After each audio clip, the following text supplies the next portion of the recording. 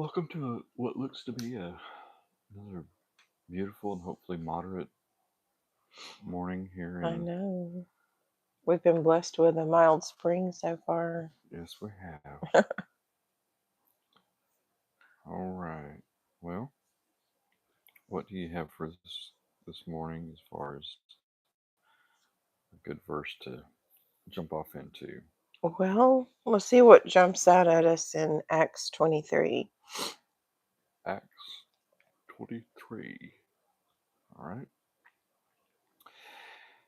And looking intently at the council, Paul said, "Brothers, I have lived my life before God in all good conscience up to this day." And the high priest Ananias commanded those who stood by him to strike him on the mouth. Then Paul said to him, "God is going to strike the whitewashed wall. Are you sitting to judge me according to the law, and yet contrary to the law you order me? I did not know, brothers, that he was the high priest, for it is written, 'You shall not speak evil of a ruler of your people.'" And when he had said this, a dissension arose between the Pharisees and the Sadducees, and the assembly was divided. For the Sadducees say that there is no resurrection, nor angel, nor spirit, but the Pharisees acknowledge them all. Then a great clamor arose, and some of the scribes of the Pharisees' party stood up and contended sharply. "We find nothing wrong in this man. What if a spirit or an angel spoke to him?" And when the dissension became violent, the tribune, afraid that Paul would be torn to pieces by them, commanded the soldiers to go down and take him away from among them by force and bring him into the barracks. The following night the Lord stood by him and said, "Take courage, for as you have testified to the facts about me in Jerusalem, so you must testify also in Rome." When it was day, the Jews made a plot and bound themselves by an oath neither to eat nor drink till they had killed Paul. There were more than 40 who had made this conspiracy. They went to the chief priests and elders and said, "We have strictly bound ourselves by an oath to taste no food till we have killed Paul. Now therefore you, along with the council, give notice to the tribune to bring him down. We're going to determine his case more exactly, and we are ready to kill him before he comes near." Now the son of Paul's sister heard of their ambush, so he went and entered the barracks and told Paul. Paul called one of the centurions and said, "Take this young man to the tribune, for he has something to tell him." So he took him and brought him to the tribune and said, "Paul the prisoner called me and asked me to bring this young man to you, as he has something to say to you." The tribune took him by the hand, and going aside, asked him privately, "What is it that you have to tell me?" And he said, "The Jews have agreed to ask you to bring Paul down to the council tomorrow, as though they were going to inquire somewhat more closely about him. But do not be persuaded by them, for more than 40 of their men are lying in ambush for him, who have bound themselves by an oath neither to eat nor drink till they have killed him. And now they are ready, waiting for your consent." So the tribune dismissed the young man, charging him, "Tell no one that you have informed me of these things." Then he called two of the centurions and said, "Get ready 200 soldiers, with 70 horsemen and 200 spearmen, to go as far as Caesarea at the third hour of the night. Also provide mounts for Paul to ride and bring him safely to Felix the governor." And he wrote a letter to this effect: "Claudius Lysias, to his excellency the governor Felix, greetings. This man was seized by the Jews and was about to be killed by them when I came upon them with the soldiers and rescued him, having learned that he was a Roman citizen. And desiring to know the charge for which they were accusing him, I brought him down to their council. I found that he was being accused about questions of their law, but charged with nothing deserving death or imprisonment. And when it was disclosed to me that there would be a plot against the man, I sent him to you at once, ordering his accusers to state before you what they have against him."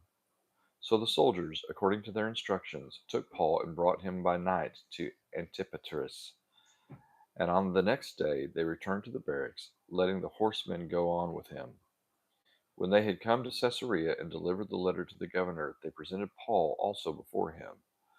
On reading the letter, he asked what province he was from. And when he learned that he was from Cilicia, he said, "I will give you a hearing when your accusers come." And he commanded him to be guarded in Herod's praetorium.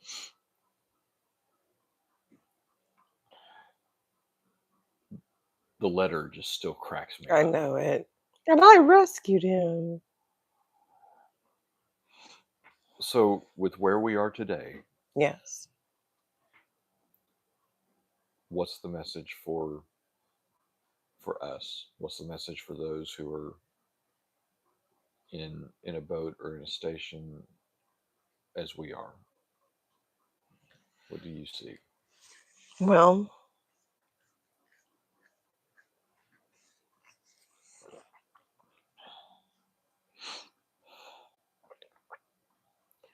God has a plan,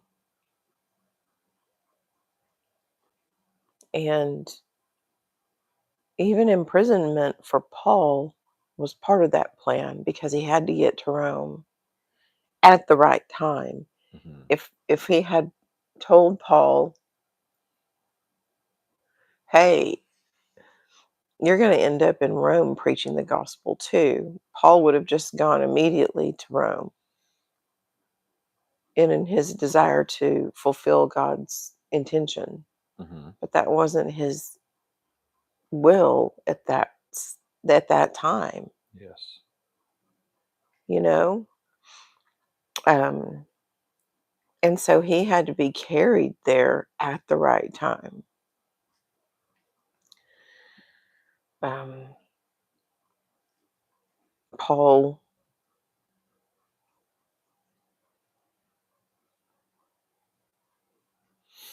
was given the exact right things to say in these times. Like we're told not to worry about what you're going to say when you're in front of folks, you Hmm. know. He was, um, even his statement of, you know, against the high priest wasn't the wrong thing to say because it ended up getting him out of that circumstance. And Hmm. so, you know, God just always provides exactly what we need. We've seen that many, many times. Um,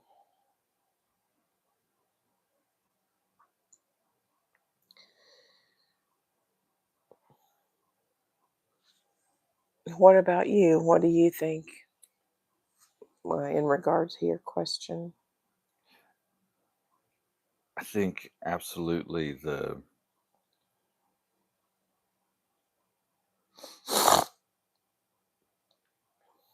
promise to Paul having accepted the mission, having accepted the calling Hmm. of it's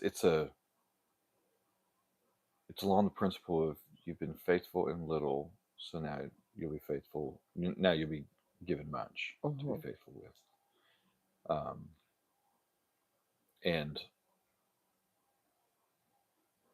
for Paul as a Jew with this Roman, from the Jewish standpoint, this Roman stigma, it's an extreme act of bravery to stand up to his culture. Yes. Um, I've heard, and this makes a lot of sense, and this was just in the past couple of weeks. One, this may have been a dimly lit room. Excuse me, a dimly lit room. It's odd that Paul would not recognize the high priest as the high priest because of how the high priest would have been dressed and where he Mm, would have been sitting and whatever mm, else. Um, hmm. Yeah. but the whitewashed wall part makes sense from the traditional interpretation that Paul's thorn in his side was his poor eyesight. Mm, He continued to have poor eyesight after the scales fell off. yes. And so he just sees, he hears a voice, he gets hit in the face, he spins back to where he heard the voice, and he just shoots out this, Yeah. this reaction, and that all he sees is somebody dressed in white across the room, Mm. and so he just leans into that. Maybe, I don't know, Makes sense. but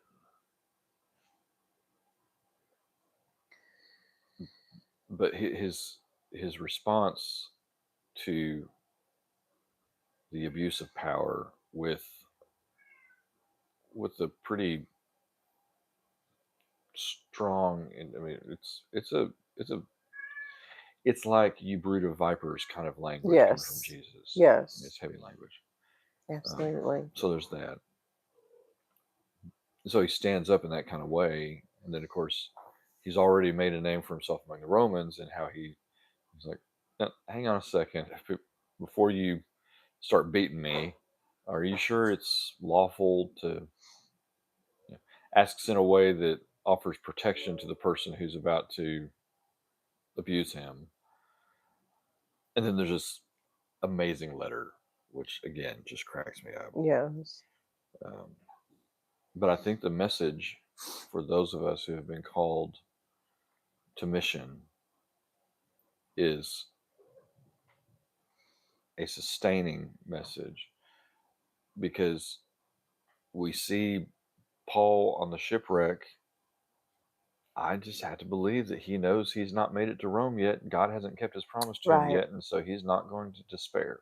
Right. And it's not necessarily the method that he would have chosen, but it's what is. Well, And and he touched more lives along the way because of the way he got there. He won more people for Christ than if he had yes, just traveled there straight on his own. yes. So all of that to me is a it's a comfort and an encouragement when called into ministry, and it's not it's not traditional, and we just go and we follow. God provides. Hmm. um yeah, this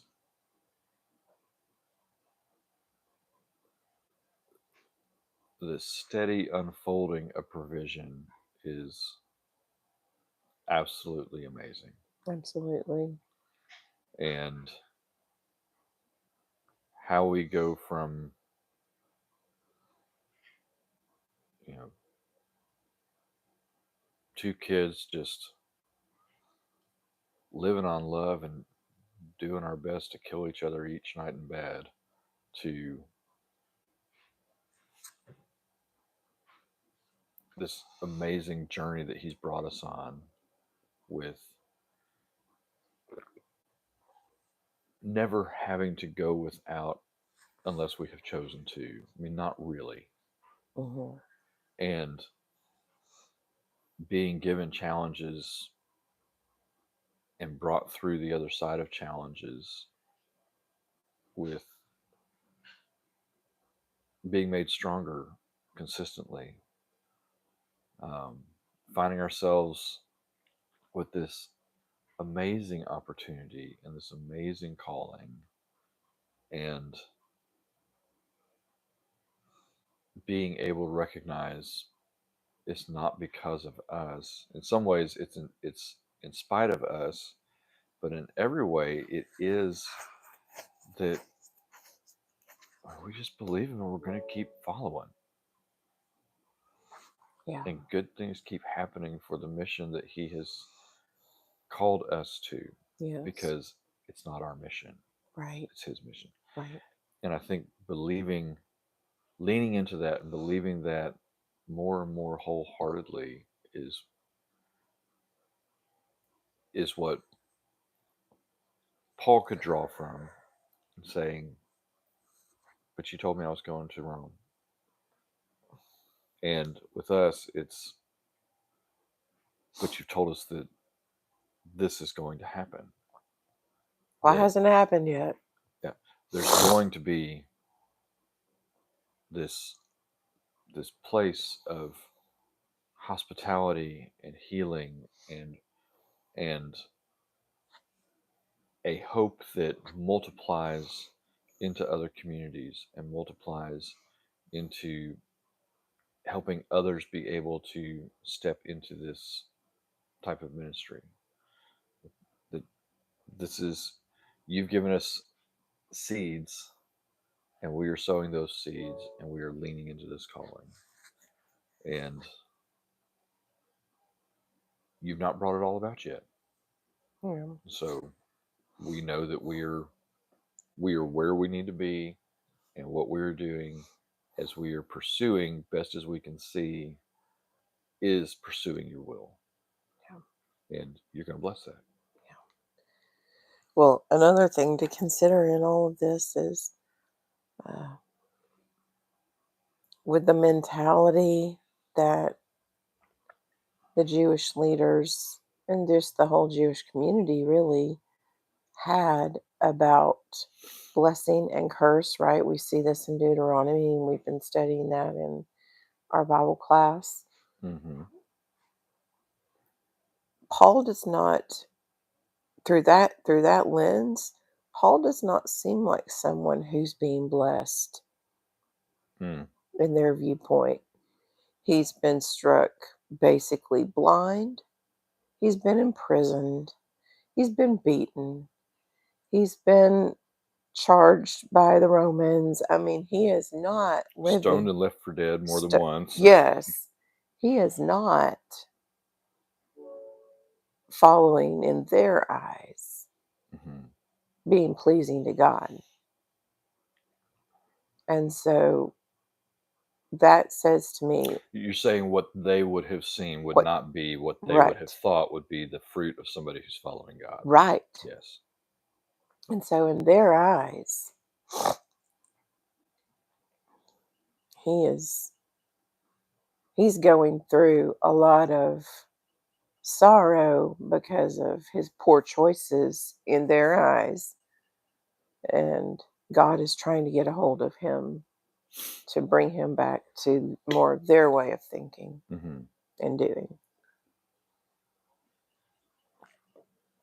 But, and so with ministry, with mission, when you're being called in to do something, it's not going to make sense to even a lot of church people, because they, unfortunately, there are plenty of people who attend what they call church. They attend church. They go about their daily lives with their 9 to 5 jobs, with their kids in daycare or, summer camps and keeping them busy all summer. And they, it, it says there's no room for God to lead them into anything else. Mm. And sometimes God will get a hold of them and try to turn over the cart, but Yeah. they don't understand being called by God into something. And when you or they don't understand God just providing for you, or God provides for those who provide for themselves. Well, that's a very American way of thinking, Yes. that God's not going to provide for you if you don't provide for you. That doesn't even make sense when you think about it. Well, in one sense, that's saying, if God provides for those who provide for themselves, then I am God. Hmm. Right. That's now. I did this. God blesses those who seek first the kingdom of God and his righteousness. Hmm. And you have a choice in that. Hmm. Well, and it's also a viewpoint of what work is, Yes. because we don't see, we see Paul and Silas too, being tent makers, but we're not Aquila and Priscilla. I'm not sure about Aquila. Silas. But anyway, yeah, Yeah, I don't know if that matters. But yeah. But we don't read about other people called into preaching the word and doing ministry doing that. And Paul says, hey, I do it this way, but you take care of these people that are going around doing this work because it's important and somebody's got to do it. And so you take care of them, um, because they're doing God's will and that is their work. yeah. Um, so, but in the modern day interpretation of what work is, in, at least in the United States, I don't know about in other places, work is going to an office for 8 hours a day. And so if you're not doing that, Yeah. you're not really working. You don't have a job, so you're not working. Yeah. Well, and the difference between striving, and surrender, the difference between working for and working from, Hmm. um, of you know, wanting to force a result versus understanding best as we can the vision, and that this is aligned with moving towards that vision. This is aligned with becoming. For example, pulling up things smaller than 3 inches in diameter is aligned with the land becoming what it needs to become. Hmm. So, although we don't know exactly what we need to do next, we know that. Hmm. Although we don't know exactly where we need to do next, we know some general wheres Hmm. of what need to happen next. Yeah. And so it's, you know, we can do that. Um, we can, um, we know that there are plenty of things that are going to need to be built that can be built in this fashion of using recycled materials, and that we need a space where we can do that. So going and preparing that space is that's an extra that's an aligned step Hmm. in getting things to the place where becoming can happen. We know that we've got all this resource that if we can take some of it and transform it, then a it becomes a fundraiser, it becomes a moneymaker, Hmm. and we can do that. Hmm. So I mean, there are all these things that we can be stepping into and doing. Especially, we're just over a month away from the threshold of being able to donate stone at market value to the nonprofit as a tax write-off, Hmm. and then the nonprofit transform that into material and consign that, uh, as part of the architectural work, as part of so we're right there on Yeah. everything. Yeah. And um, it's just a matter of what do we need to produce? What do we need to share? Who do we need to call? And just here's the opportunity. Here's the invitation. Mm-hmm. Um, we are moving forward as we are being led, Yeah. and we were led to you. We were led to this. We were led. Yeah. Uh, so Yeah.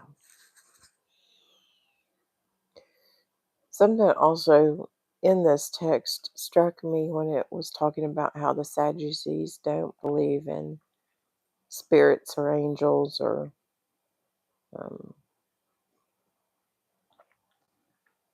whatever. There are three things. well, no resurrection, No nor resurrection. angel, nor spirit. So think about how they would have seen how that affected what Jesus went around doing with the people. They don't believe that an angel could come and talk to anybody. They don't believe that that there are any demon possessed people. They don't believe that the spirit can lead you to do something. They don't believe that Lazarus really died or that Jesus really died and both of them came back to life. They're just,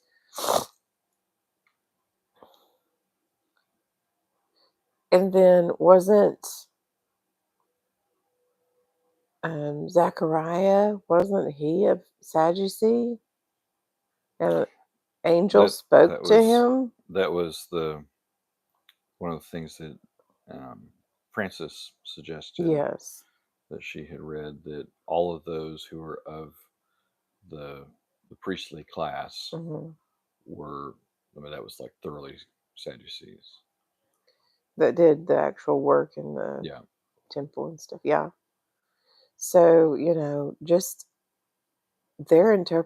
what was their interpretation of what was going on when Jesus was going about doing his ministry? You know, for thousands of people in one day to receive healing, for um, people who knowingly had been um, lame for, decades, going around walking and leaping and praising God. And how in the world could they, with such overwhelming evidence, I guess would be the right word, deny that something miraculous was happening? But they yet still continued to believe that there were no angels that could appear to anybody, that there were no spirits, but whether evil or good, to come and um, be at work on this earth. No, it's just, I was just thinking about how confused and uh, frustrated they must have felt in all that absolutely, time. What is going on? absolutely. Well, I don't know how you get that position out of the Old Testament, except that with you've got some who, through the 400 years of silence, are giving up Mm-hmm. and making the best of making lemonade out of lemons, Mm-hmm. and that turns into, well, we can we can teach this and control people and get our way, Mm-hmm. versus those who, in both attempting to maintain and to compete for whatever's sake, whether it's competing for the truth or competing for position. You got the Pharisees, and then you got the weirdo Essenes who appear to really believe this stuff. Yeah. You know, Anyway, and so there are always going to be naysayers when people are doing what God is calling them into. And people who shouldn't be naysayers, yes. they're always going to be. So that's what I see.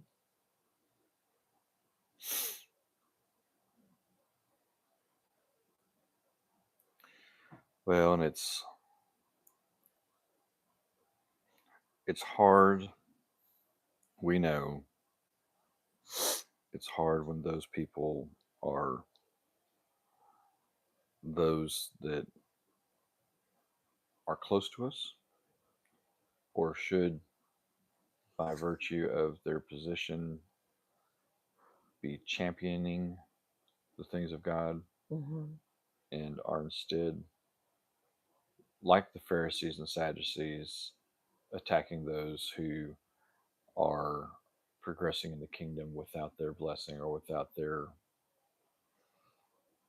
without them being involved in some kind of way that gives them whatever it is that they think they need to get out of it. Hmm. And those, you know, that, that narcissistic, abusive Yeah. personality that wants to stand between, and basically a spiritual middleman Hmm. who is seeking some kind of strange benefit from being between the believer and God, like in an interfering way, Hmm. and calling it blessing, calling it necessity, Hmm. and this evil that Christ came to put an end to, calling that good. Yeah. That's what's so infuriating about the blindness when we see it in others and when we discover it in ourselves, um, of the the perceived need for someone to stand between us and God. I mean, it's an unintentional insult to God. Really, you think after everything I've demonstrated to you that you can't come directly to me? Yeah. It's like when Jesus is telling the parable and he said, "Okay, if that's how you really feel, you know I'm a harsh man. Why didn't you at least do this? You know, Mm. if you really believe that, why didn't you at least do this?"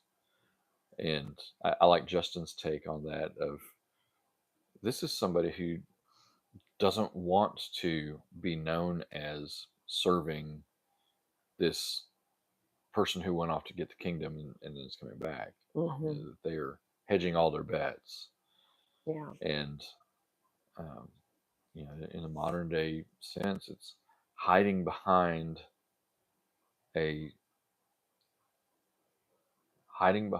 a series of choices or experiences that communicate a lack of desire for direct communication. Yeah. Um,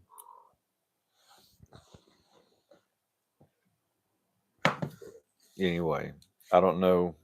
I don't know what it takes to break that. I don't know why we have certain friends and family who have gone into that direction. Yeah. Um, I don't either. you know, we definitely don't want to be standing between or interfering with someone's relationship with God, but there's such a spirit of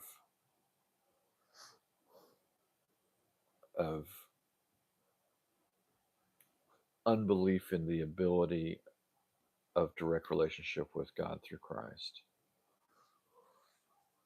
Yeah. And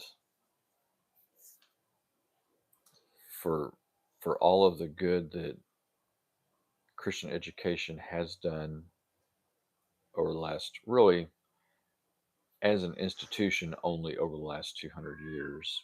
Hmm. We could go back and we could attempt to reconcile and pull in and say over the last, uh, just over 1,000 years with the university, as far as organized Christian religion and Christian education, what it's turned into, it has evolved into something that is not producing clear and consistent positive results in bringing people to a direct relationship with God through Christ. Hmm. And it's bringing people to a supposed relationship with God through programs about Christ, Hmm. or through studies about the Bible, but it's not it's not direct relationship. It's Hmm. not. Yeah. There's always somebody standing between and pretending to be the one who is facilitating that relationship in some kind of way. Yeah. And at the end of the day, they are receiving whatever that, from that narcissistic, Hmm. spiritual, abusive, paternalistic standpoint is, they are receiving and reserving that for themselves. It's the lawyers who stand at the door of learning and they won't go in themselves, and they block the way for others, that Jesus talks about in Luke 11. Hmm. This is the way to come to God. This is the way. Yeah. And when that way is different than what falls out of the lips of Christ, then it's not Hmm. the way. Hmm. Well, and think about just in terms of, Mm. And it doesn't matter if it's Peter. It doesn't matter if it's Paul. It right. doesn't matter if it's That's what I was whoever. getting to. Jesus called Peter and the other apostles during his lifetime in a different way than he called Paul. He, they needed training. They needed to be a part of his cohorts and learn from him because that's what they needed. He didn't need Paul to be a part of his cohort. Yeah. Paul, when he came in contact with Jesus Christ on the road to Emmaus, he knew what to do. Mm-hmm. He hit the ground running. Yeah. And so Jesus called them differently because that's what they needed. And so, yeah, for and all of the people at that time had to say, you know what? Nobody was there really when Paul got called into this, Mm-hmm. but we have to believe what he says because look at his actions. Yeah. They're different. Yeah. And so, yeah, just because it's not the same way doesn't mean it's not valid. Yeah. And he didn't have to get approval by Peter. He didn't have to get um, sanctified by